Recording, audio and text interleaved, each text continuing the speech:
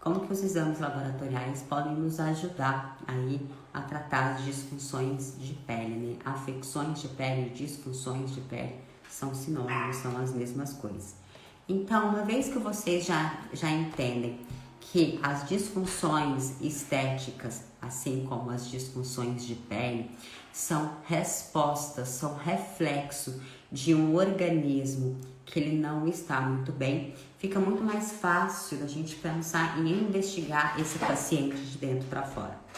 Então, quando o paciente vier te procurando com queixa de qualquer disfunção estética, é um sinal do universo de que esse corpo não está fisiologicamente bem, não está metabolicamente bem. Então está começando a ter aí algumas disfunções, alguns desequilíbrios, e esses desequilíbrios vão refletindo aí nas disfunções estéticas. Hoje, em especial, nós vamos conversar um pouquinho sobre as disfunções de pele. E pele é um assunto que a gente tem que dominar muito, porque para nós que somos estetas, a pele é a nossa matéria-prima de trabalho, né? É o nosso órgão mais importante, é o nosso órgão primordial. Então, nós temos que entender sobre a pele. É impossível nós pensarmos em entregar bons resultados para os nossos pacientes se a gente não entender um pouco aí sobre esse órgão tão importante, tá certo? Então, nós precisamos de pensar que, assim, o nosso corpo, nós temos um órgão que é o sistema digestivo, em especial o intestino, que ele é considerado, aí hoje a literatura já demonstra, já comprova, que ele é o nosso segundo cérebro, né? Que ele é extremamente importante pra gente. E o intestino, a literatura dos últimos 10 anos tem estudado mais a fundo sobre as funções do intestino. Então, antigamente, sabia-se que era um órgão apenas de excreção e absorção. Hoje não, hoje já se sabe um pouco mais. O nosso sistema imunológico mais completo, mais complexo, ele está no intestino. A nossa formação de hemácias, das nossas células sanguíneas, grande parte delas acontecem aí dentro da medula óssea, mas uma boa parte também é através do intestino. Então, o nosso intestino, por ele controlar aí o nosso sistema imunológico, as nossas defesas e controlar a excreção e a absorção, ele passa a ser um órgão extremamente importante para que a gente tenha uma pele mais saudável. Então, quando o paciente vem e ele apresenta uma disfunção de pele, o primeiro órgão que nós temos que pensar em investigar é o intestino desse paciente. É possível a gente fazer isso através de uma boa anamnese com o paciente, coletando informações que nos dão pistas de como esse paciente está, de como que são os hábitos alimentares, a rotina, como que é o funcionamento desse intestino. Mas para a gente conseguir falar em algo mais concreto, nós precisamos de visualizar e saber a gravidade de tudo isso baseado nos exames laboratoriais. Um exame que eu gosto muito, que são 3Bs, é o hemograma. O hemograma ele é um exame 3Bs que vocês vão utilizar muito, e através de um simples hemograma você já consegue ter uma ideia de como que está o intestino desse paciente. E por que eu falo ter uma ideia? Porque o hemograma ele é muito amplo, o hemograma ele pode nos dar inúmeras informações. Então, por ele ser tão rico em informações, ele acaba, às vezes, em alguns pontos, não sendo tão preciso. Por exemplo, eu consigo saber que esse paciente está inflamado através do hemograma e eu consigo ter uma ideia também da gravidade dessa inflamação, se é uma inflamação aguda ou se é uma inflamação crônica. Portanto, somente com o hemograma, eu não consigo saber onde que está essa inflamação. Eu consigo saber que ela existe, mas eu não consigo saber onde que é o sítio, o que está sendo a causa. E a mesma coisa se vale para o intestino. Através do hemograma, eu consigo ter desconfiança de que esse paciente pode estar apresentando, sim, alguns distúrbios intestinais. E aí, através dessa confirmação desse exame, eu já consigo direcionar isso para outros exames que vão melhorando essa pesquisa. E por que eu falo que tem que ir melhorando?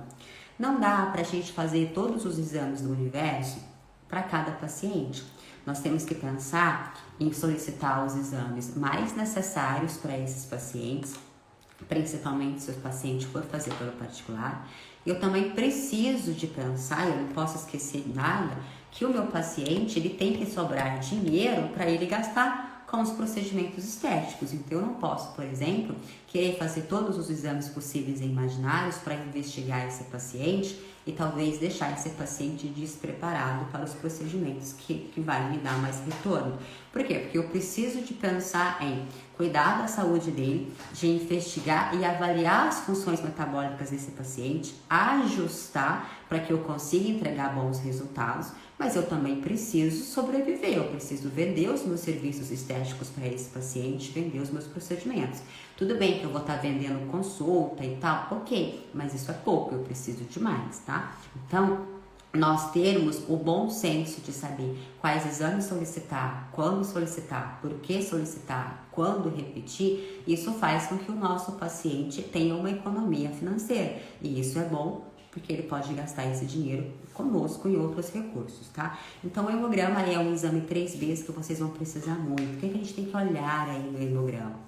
A gente consegue saber se esse paciente está inflamado ou não, se é uma inflamação crônica ou se é uma inflamação aguda. Eu consigo saber se esse paciente tem algum tipo de parasitose, se o paciente está com um processo alérgico, se esse paciente tem algum tipo de verme. Então, tudo isso eu consigo ter uma ideia, tá? E outra coisa muito importante, através dos pequenos sinais que eu consigo detectar através desse hemograma, eu vou desconfiando de outras coisas. Por exemplo, ok, o meu paciente está inflamado? Está. Como que está o intestino? Como que funciona? Esse paciente consegue fazer cocô todos os dias? Consegue fazer 1, 2 vezes por dia? É um cocô mais duro, mais mole, com a coloração, tudo isso. Eu já sugeri para vocês imprimir no Google a tabelinha de cocô da tabelinha de cocô. Imprima essa tabelinha de cocô, faz assim, ó, copia a imagem, coloca lá o seu logo, faz bem bonitinho, imprime e manda plastificar.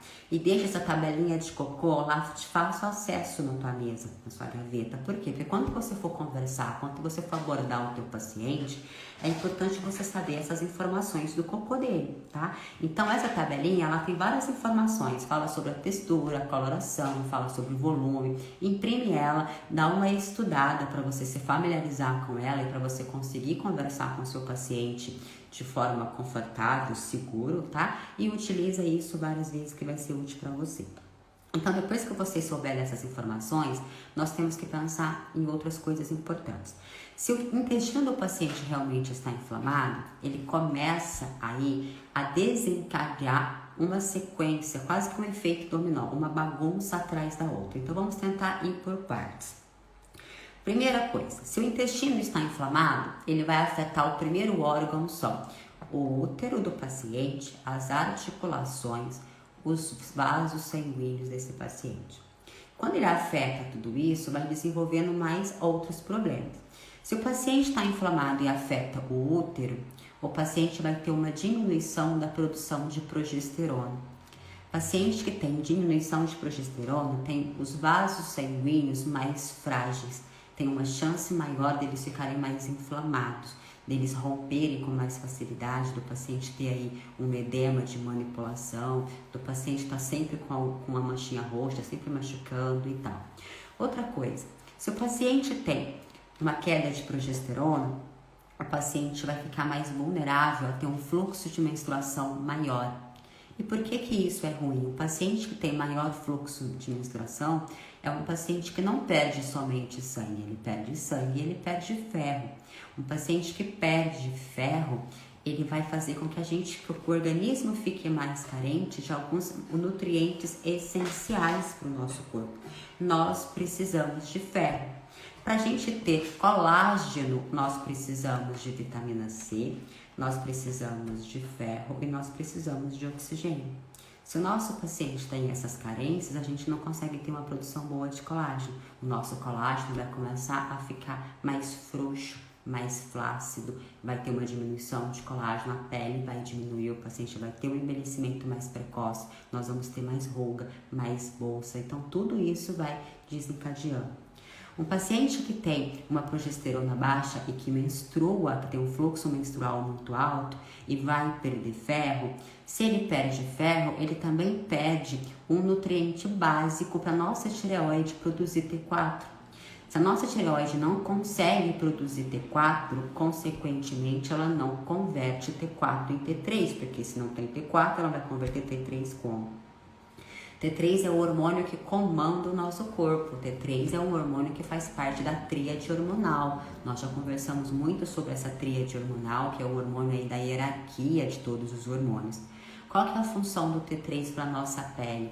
Toda possível. O T3 é que ajuda a fazer com que todas as células do nosso corpo funcionem e funcionem em um ritmo adequado. Se eu não tenho uma produção de T3 satisfatória, ou se eu tenho ela muito alta, ou se eu tenho ela muito baixa, vai fazer com que o ciclo celular, com que as funções, as reações químicas celulares não aconteçam de forma satisfatória. É mais comum nós termos hoje o hipotiroidismo do que hipertiroidismo. Mas ambas as disfunções de tireoide vão afetar diretamente na pele do paciente. É o hormônio da tireoide que controla onde que a nossa água tem que ficar. É ela que fala assim, olha, essa água tem que ficar dentro da célula, fica quieta aí, esse é o seu campo. Se a gente tem uma alteração de tireoide, nós temos uma pele mais ressecada. Então, uma pele mais ressecada começa a desencadear em vários outros problemas de pele. Uma pele ressecada, o paciente fica mais vulnerável a ter qualquer tipo de outras dermatites, de ter infecção, de ter micose. Então, uma pele ressecada, ela fica vulnerável a tudo que é ruim. E aí você vai falar assim, nossa, mas eu não entendo por que essa pele está ressecada. Eu já usei os meus melhores recursos, as minhas melhores máscaras de hidratação, eu já fiz laser terapia, já fiz não sei o que. Essa pele tem uma melhora, e de repente o paciente volta na próxima sessão, parece que até pior. Aí nesse momento você começa a se sentir inútil. Por quê? Você está usando os seus melhores produtos, os seus melhores cosméticos, os seus melhores aparelhos e o paciente volta como se ele nunca tivesse te visto. A pele tão muito destruída. Então nesse momento você precisa pensar em investigar esse paciente para saber qual que é o problema que está cometendo ele, que está causando essa disfunção de pele. Um paciente que tem a pele muito ressecada, ele é um paciente que começa a ter a formação de telangiectasias, que é a tal famosa rosácea. A rosácea, todo mundo aprende na faculdade, na graduação, na pós-graduação, que rosácea não tem cura. Isso não é verdade. Isso é falta de orientação. A rosácea é apenas um sintoma, um sinal, na verdade, que o universo está tentando te falar que a pele está inflamada. Então, pacientes que apresentam rosáceas, eles não são obrigados a viver com rosáceas pro resto da vida, a não ser que ele queira. Por que ele queira? Porque para a pessoa ela conseguir se livrar de uma disfunção de pele, ela precisa de mudar alguns hábitos, alguns estilos de vida e fazer algumas adequações. Enquanto o paciente aceitar fazer essas adequações, nós vamos conseguir resolver a disfunção. A partir do momento que o paciente não tiver mais afim, aí aquelas disfunções vão voltar. Então, a rosácea, ela tem cura sim. Muitos falam, é questão de controle. Tudo bem, pode ser questão de controle, mas se a gente conseguir desinflamar o paciente e orientar esse paciente para melhores hábitos, a gente vai conseguir levar esse paciente para uma cura, para uma pele saudável, tá? Nós temos também várias disfunções de pele que são relacionadas a doenças autoimunes. E essas doenças autoimunes, elas também começam no intestino. Nós temos no intestino, que a gente chama aí das MALTs, né? Que são aí as ativações do sistema imunológico. Quando o nosso sistema imunológico, quando o nosso intestino ele está ativado, ele está inflamado, ele ativa essas MALTs, que são todas não é secreções, são todas as glândulas do nosso corpo. Então ele começa a ativar, por isso que a gente tem as IT, né? As dermatite, a otite, a sinusite, não sei o que, IT, tudo IT. E isso verifica muito de intestino.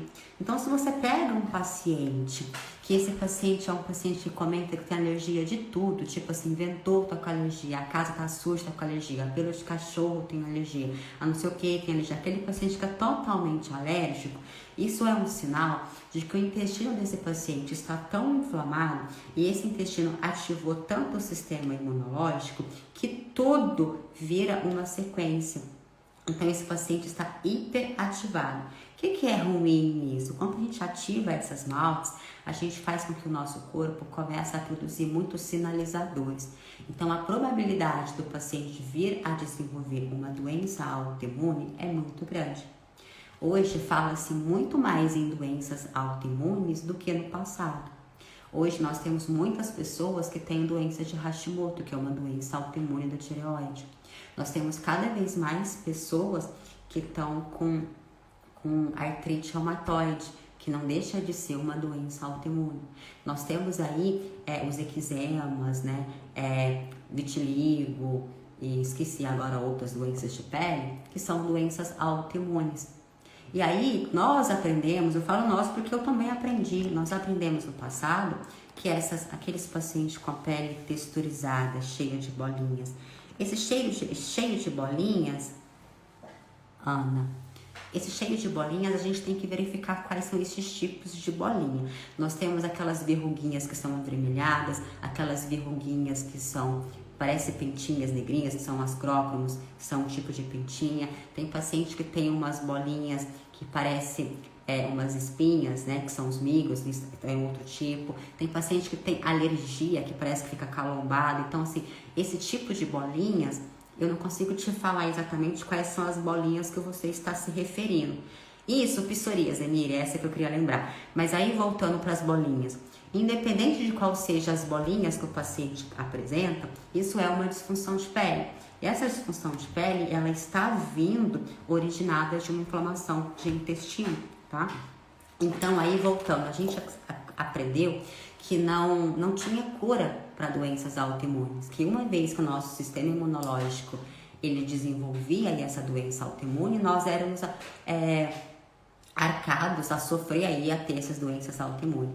Hoje não, hoje já sabe que a origem das doenças autoimunes são a inflamação subclínica persistente que o paciente tem e que acomete o intestino e que a partir daí vai acometendo outros órgãos. Um paciente que tem, por exemplo, doença autoimune, ele é um paciente que as pessoas meio que têm medo desse paciente. Não porque é contagioso, a gente sabe que não é, mas por falta de conhecimento, muitos profissionais estéticos não sabem o que pode fazer nesse paciente e o que não pode. Muitos ficam assim, mas o paciente tem, por exemplo, Hashimoto. Eu posso aplicar um botox, eu posso fazer um preenchimento, eu posso fazer um fio, eu posso usar um laser, eu posso usar tal coisa. Por quê? Porque a gente veio que foi educado que mexer com o nosso sistema imune dá a sensação que vai ativar mais aquele paciente, vai desencadear um problema maior e aquele paciente vai piorar. Então, o que acontece? Isso, gente, é um mito que é tipo assim, se eu não sei onde eu estou colocando as mãos, é melhor não pôr. E para você não colocar a mão, é melhor te amedrontar. Porque se eu te amedrontar, você não faz nada, você não fazendo nada, você não piora. Então, a lógica é mais ou menos essa. Só que assim, hoje, gente, já é sabido que não é bem assim. As pessoas que ela tem uma doença autoimune e que a gente consegue controlar, consegue reverter isso, a gente consegue inativar. E uma vez que a gente consegue inativar e equilibrar, esse paciente passa a ter uma vida normal. Então, você pode sim fazer um botox, você pode fazer um preenchimento, você pode fazer um pertuito, passar um fio, enfim, você pode. Agora, se é um paciente que tem uma doença autoimune e é um paciente que relata muitos ites da vida, muitas alergias, muita sinusite, todos os ites possíveis, esse é um paciente que está te dando uma resposta de que fora ele ter um sistema e uma doença autoimune, ele ainda tem uma sensibilidade. Isso está ativo, está muito presente. Então, esses pacientes a gente deve de evitar. Essas manchinhas pretas, tá, que a gente tem no pescoço, que são os acrômatos, a gente tem que pensar em investigar a resistência à insulina desse paciente. Paciente que tem muitas manchinhas pretas dessa, é um sinal de que é um paciente que está entrando em um quadro de resistência à insulina. Então isso é uma informação importantíssima. Mas quando você olha essas manchinhas, você não pode simplesmente olhar para essas manchinhas e falar assim: ah, esse paciente é resistente à insulina ou já é um paciente diabético. Não. Você precisa de fazer os exames desse paciente para confirmar se esse paciente já está em um quadro avançado de resistência ou não, se ele já entrou em uma situação de diabetes do tipo 2 ou não. Pacientes que têm muitas essas manchinhas, você pode verificar que ele tem também as articulações mais escuras. Se for um paciente mais gordinho, onde o pescoço faz essas dobras, ele fica mais enegrecido, dando aquela sensação de sujeira, né? Que são os... Esqueci, actins nigrans. Esqueci a palavra certa. Actins nigrans, eu acho.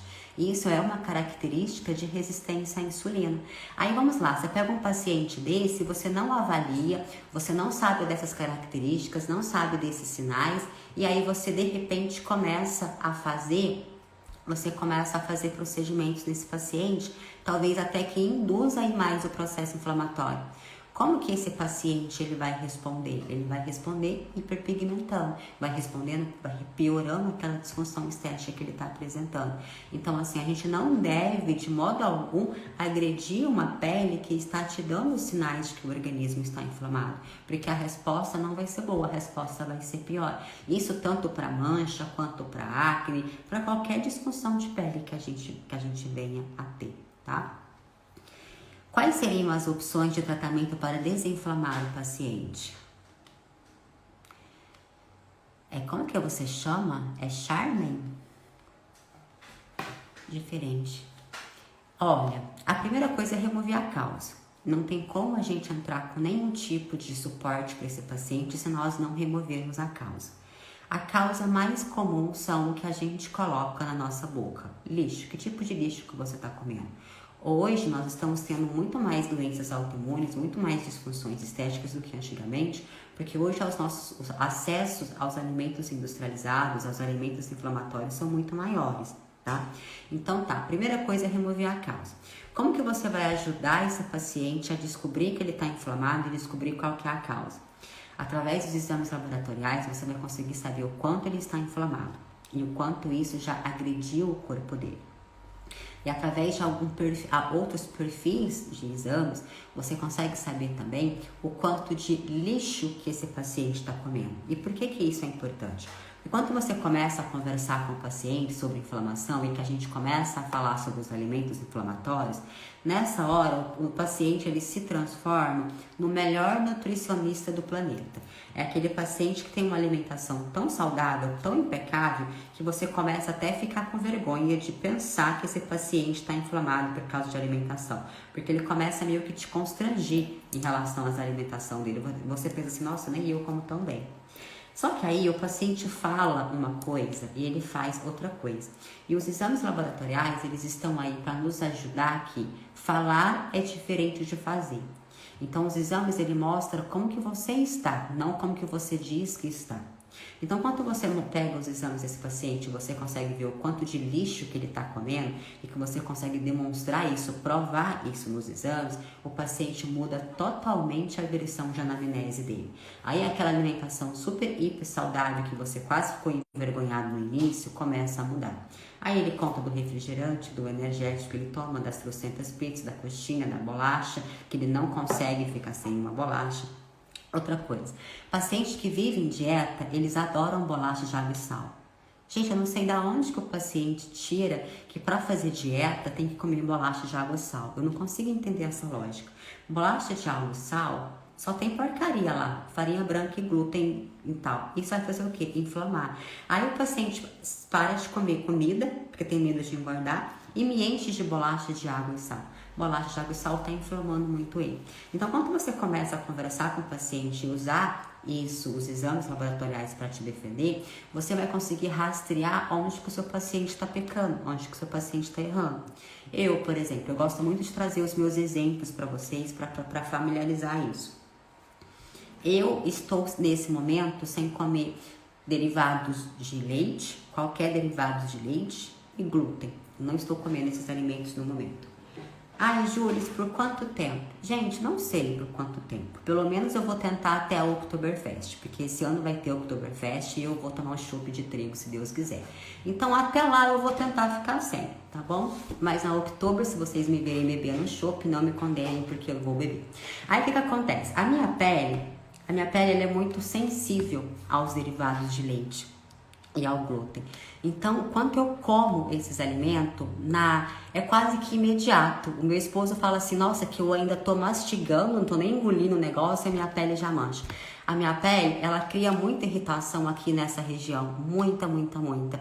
E é verdadeiramente isso. Eu tomo, por exemplo, um café da manhã que tenha glúten ou derivado de leite, no almoço eu já tô toda manchada, feia, craquelada, descascada.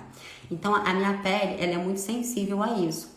Então, como eu sei que a minha pele tem sensibilidade a isso, e eu não estou inflamada, tá, gente? Eu realmente já fiz todos os meus exames, eu acompanho, eu não estou inflamada.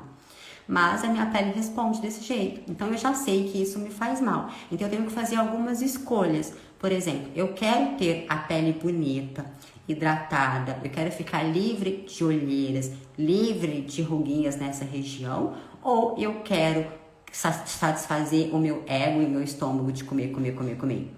Durante muito tempo, eu lutei contra o meu ego e a minha necessidade de comer. Por quê? Porque eu achava que fosse muito difícil abdicar desses alimentos. Porque, gente, tudo que é gostoso tem glúten. Tudo que é gostoso tem leite. Eu ficava pensando assim, como uma pessoa pode ser feliz sem tomar sorvete? Sem comer brigadeiro? Sem comer bolo? Entendeu? Então, eu usava isso como desculpa e as coisas iam se prolongando e a minha pele ia ficando. Eu fiz muitas correções, eu estava num processo muito inflamado, eu tive hipotireoidismo, eu tive anemia, dermatite, menopausa precoce, enfim, eu fui toda zicada. E aí eu fui ajustando isso. Conforme eu fui ajustando isso, a minha pele melhorou. Só que eu ajustei, mas eu não tinha ainda me livrado desses dois alimentos inflamatórios que para mim faz muito mal. Então chegou um momento que eu tive que tomar uma decisão. É o que eu quero para mim? Envelhecer bem ou não envelhecer bem? Outra coisa importante também que faz com que me ajude a tomar a decisão. Sem tomar cerveja. Daniela, eu tô conseguindo não tomar cerveja. Mas na Oktoberfest eu vou beber. Aí voltando. Aí o que acontece? Eu optei por abdicar desses alimentos. E aí, gente, na minha família, eu tenho parentes muito próximos que tiveram câncer, que tiveram Alzheimer, que tiveram doenças cardiovasculares. Então, eu tenho esses genes em mim. Eu tenho consciência disso. Eu não fiz testes genéticos, mas eu tenho esses genes em mim.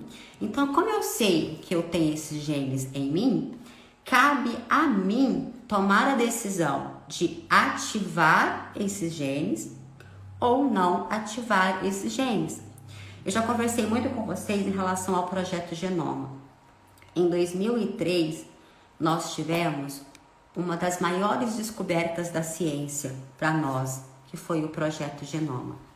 Qual que era a intenção desse projeto? Eles reuniram os melhores cientistas do mundo, inclusive nós tivemos a colaboração de cientistas brasileiros em relação a isso. E aí eles queriam mapear os genes do homem. E eles estavam preparados para desenvolver um trabalho que ia durar assim, muitos anos. E eles descobriram no final desse trabalho que nós, seres humanos, nós temos menos genes do que um grão de arroz branco. Por que eu falo um grão de arroz branco? Porque o arroz branco, ele é o arroz mais pobre de nutrientes. Então, assim, eu estou me referindo, nós temos menos genes do que o arroz branco para você entender o tanto que nós somos pobres de genes, certo? Tipo assim, nós temos 50 tipos de genes, o arroz tem, 1 grão de arroz tem 157.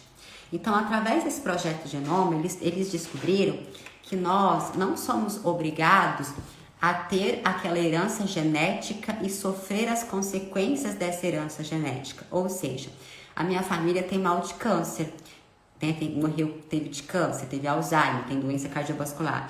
Eu sei que eu tenho esses genes, então o que eu posso fazer? Se eu tiver a epigenética a meu favor, eu consigo deixar esses genes inativos. E como que eu faço que esses genes ficam inativados? Não inflamando o meu corpo. Se você verificar pessoas que têm aí Alzheimer, que têm câncer, que têm depressão, que têm essas doenças mais graves, que são doenças na verdade, isso tudo são provenientes de inflamação do nosso corpo. As disfunções estéticas gente, o mais light, é o mais tranquilo, é assim, o início do problema. Então, se a gente conseguir olhar para as afecções estéticas e pensar, nossa, isso aqui é um sinal de que o corpo não está bem, deixa eu investigar, descobrir onde que está a causa e resolver o problema, esse paciente não evolui para uma doença. Então, a inflamação, ela é capaz de ativar esses genes. Então, nós temos que entender sobre isso e utilizar da epigenética a nosso favor. O que é a epigenética? São o nosso estilo de vida, os nossos hábitos alimentares, a nossa saúde mental, psicológica, enfim. São esses favores, o nosso contato com o meio externo que vai determinar se nós vamos ativar ou não os nossos genes. Então, eu cheguei numa situação assim, ok, a minha família tem câncer, a minha família tem tendência de doença cardiovascular e a minha família tem Alzheimer. Eu quero isso para mim? Ou eu posso reverter isso? Eu posso reverter isso. Então, eu, nesse momento, estou me abdicando desses alimentos. Então, o correto seria nós ficarmos sem derivados de leite, sem glúten e sem o álcool. Eu tomo vinho de vez em quando, eu cortei a cerveja, mas o vinho eu ainda tenho tomado, porque tirar tudo de uma vez é mais complicado. Mas aí um vinhozinho eu tomo, tá? Mas o pior ainda seria se eu comesse todos os derivados de leite, mais os glúten, mais a cerveja, a inflamação seria maior, certo? Mas onde eu quero chegar com isso? Que eu sei qual que é o meu problema. E para eu conseguir corrigir o meu problema, eu tenho que me livrar desses alimentos.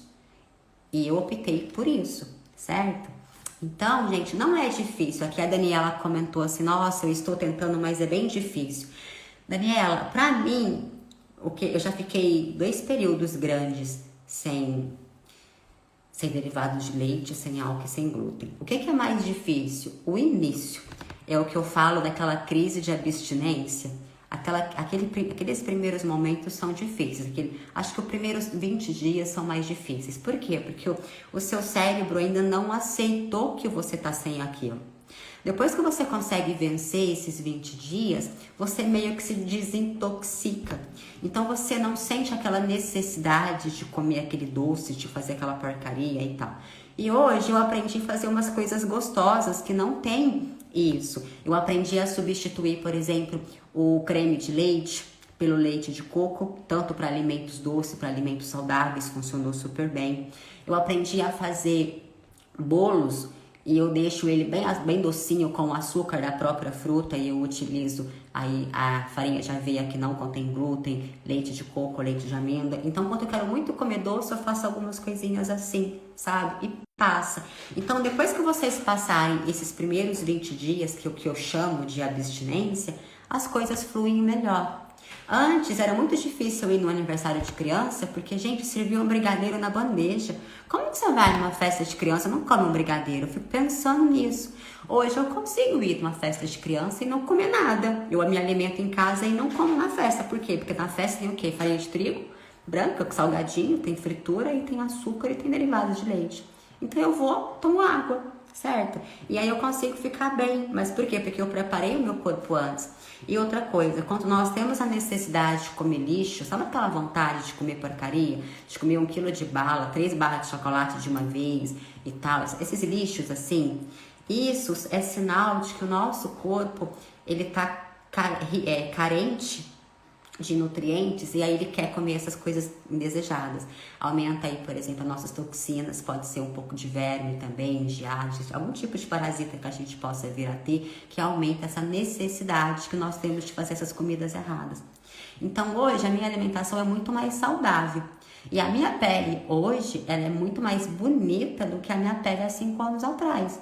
E é claro que eu estou mais velha hoje do que há 5 anos atrás. A minha pele responde isso melhor. O meu botox, por exemplo, eu faço botox praticamente de 6 em 6 meses.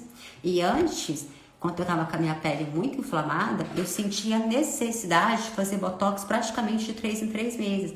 Eu não fazia de 3 em 3 meses porque eu respeito a minha janela de 6 em 6 para evitar o efeito vacina. Tem profissionais que fazem de 3 em 3, de 4 em 4, enfim. Eu respeito uma janela de 6 em 6.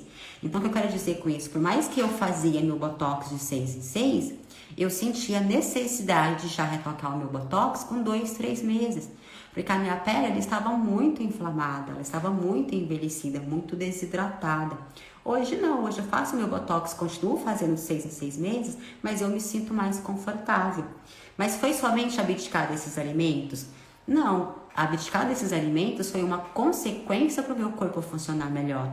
Hoje eu não estou mais em menopausa precoce, a minha tireoide funciona legal, eu não tenho fluxo menstrual muito intenso, eu não tenho anemia, então tudo isso vira um ciclo, tá?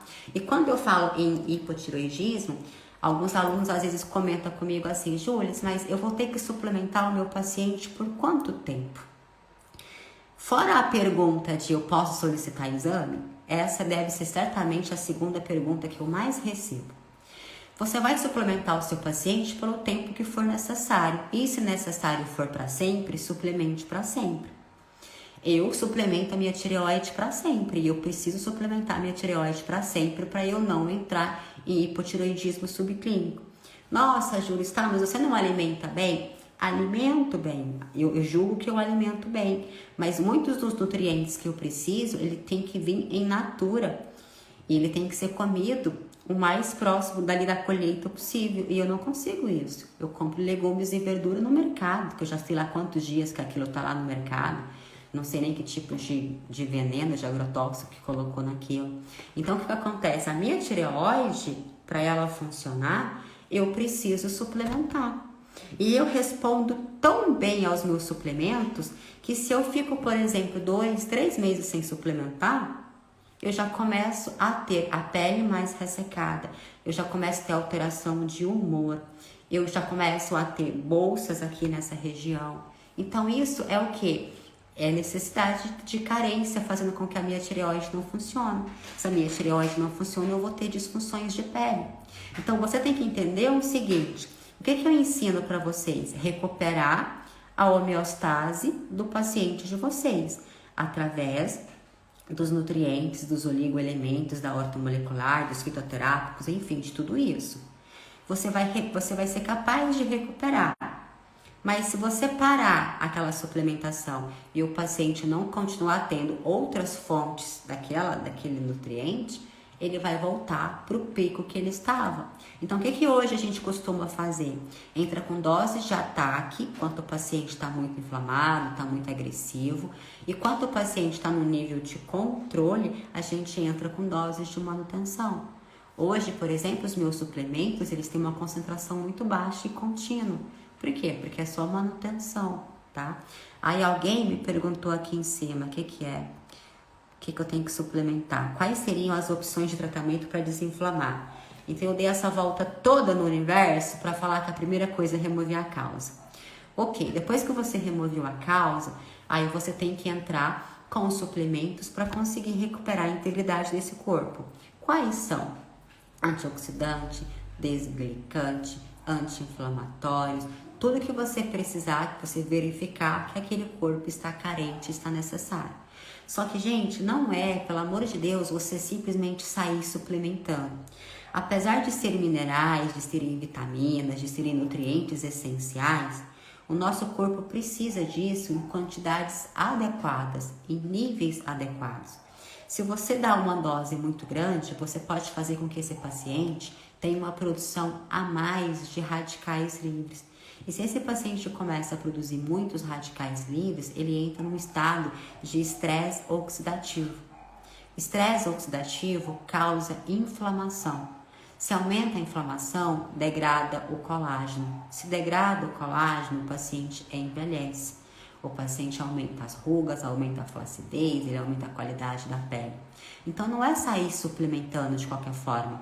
Porque o excesso da suplementação, você também causa envelhecimento no seu paciente. E a carência desses nutrientes fazem com que o corpo não tenha subsídios o suficiente de produzir por si só antiagressores, antiglicante, anti-inflamatório, antioxidante. Então, suplementar o seu paciente não pode ser você ir lá no Google, olhar uma receitinha de bolo e falar assim, eu vou dar todos esses componentes juntos e misturados no meu paciente. Não pode, você tem que verificar qual é a concentração que ele está carente, qual é a concentração que ele precisa. Por quanto tempo manter uma concentração mais alta? Qual que é o momento de reduzir a concentração? E outra coisa, nós temos muitos nutrientes que eles competem pelo mesmo sítio de absorção. Absorção. Então, se a gente der, por exemplo, todos os minerais, nutrientes, vitaminas, sem seguir uma lógica, sem seguir uma sequência, o que vai acontecer? O paciente vai ter dificuldades de absorver esses nutrientes, porque eles estão competindo pelo mesmo sítio. Aí você vai estar achando que está fazendo uma resposta favorável, que está fazendo um bem para o seu paciente, porque você está suplementando, mas na verdade você não está suplementando ele adequadamente, tendo uma competição ali, ele não está absorvendo os nutrientes. Então todos os nutrientes, eles têm que ser levados em consideração de acordo com as carências do paciente. E as concentrações são ajustadas de acordo com o que você faz de exames laboratoriais e você vai ajustando isso de tempos em tempo, tá? Cada paciente necessita de uma coisa. Tem paciente que tem carência de uma coisa, excesso de outra. Você tem que tirar aquele excesso, aumentar aquela carência.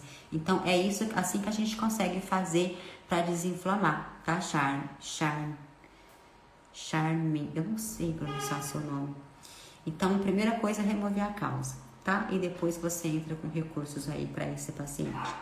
Deixa eu ver se tem mais perguntas aqui que vocês fizeram.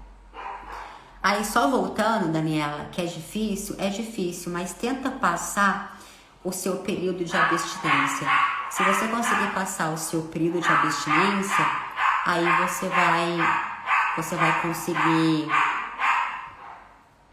conseguir a ficar bem em relação a isso, tá? Eu, por exemplo, fiz o propósito de ficar sem esses derivados até o Oktoberfest, porque eu pretendo tomar um chopp de trigo lá no Oktoberfest. E eu falo isso sem vergonha na cara, porque a gente também merece ser feliz, né? E eu quero tomar um chopp de trigo, sim.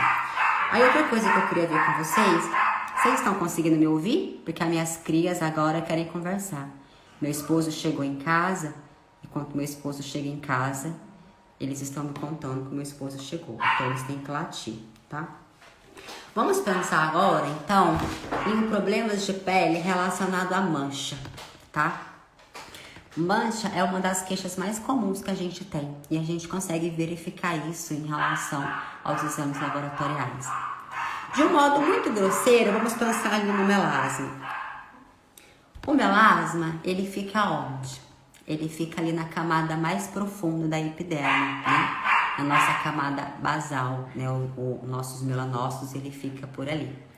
A camada basal, ela está em íntimo contato com a nossa derme. Quem que fica na derme? As nossas fibras de colágeno, de elastina, o nosso ácido hialurônico, né? Para manter aquele território úmido e hidratado, vasos sanguíneos, as inervaçõezinhas que ficam ali no bulbo capilar para fazer com que você arrepie ou não. Então isso fica na derme.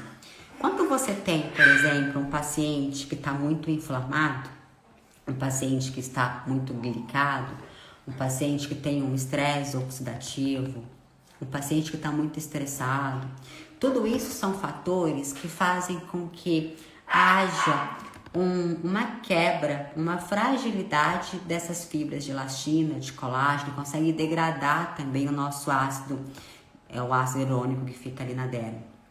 E aí, se essa derme, ela começa a perder essa integridade, a grosso modo é como se ela murchasse, tá? Então, o melanócito que está descansando aqui na camada basal em íntimo contato com a derme, ele começa a fazer umas movimentações diferentes. Por quê? Porque a pele está murchando, a pele tá sendo atingida, ela tá tendo um trauma, ela tá sendo acometida de uma forma muito grosseira.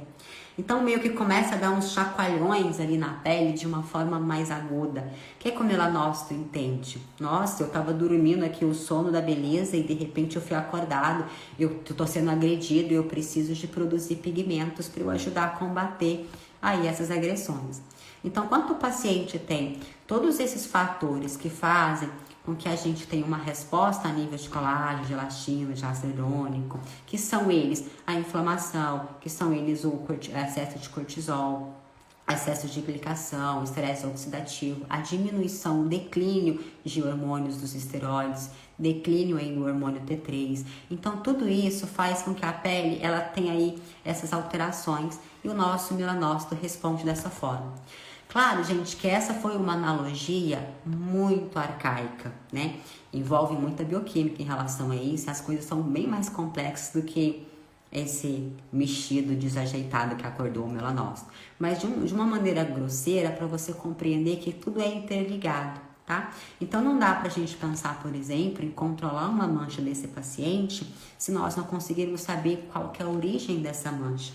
Se você não sabe qual que é a origem da mancha, você vai entrar no que eu chamo da sorte da Mega Sena, sabe? Você vai ficar tentando vários protocolos para ver se você tem a sorte de acertar algum.